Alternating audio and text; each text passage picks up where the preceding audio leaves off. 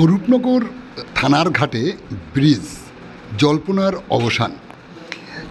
আপনারা দেখছেন সেই বিশেষ মুহূর্তের ধারণকৃত ভিডিও চিত্র আজকের স্বরূপনগরের ক্যামেরায়।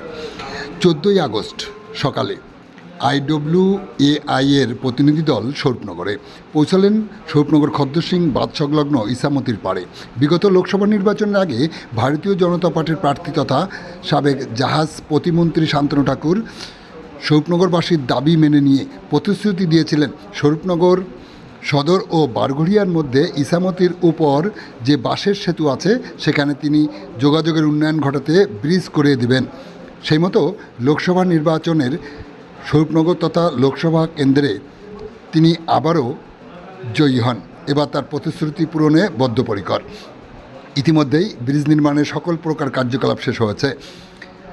চূড়ান্ত প্রক্রিয়া আসার আগেই আরও একবার পরিদর্শন করতে আসেন IWAI এর প্রতিনিধিরা। খবর জানাজানি হতেই স্থানীয় জনপ্রতিনিধি সহ উৎসুক স্থানীয়রা ঘটনাস্থলে ভিড় জমাতে থাকে।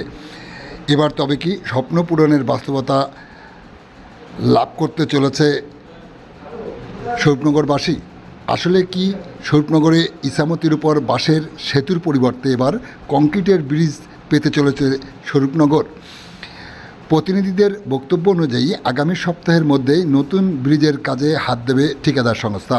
তার আগেই দুর্বল বাঁশের সেতুটি ভাঙা হবে এবং সেখানে পথচলতি মানুষসহ নিত্যযাত্রীদের সুবিধার্থে নতুন করে আরও একটি বাঁশের সেতু নির্মাণ করা হবে বলে জানান তারা।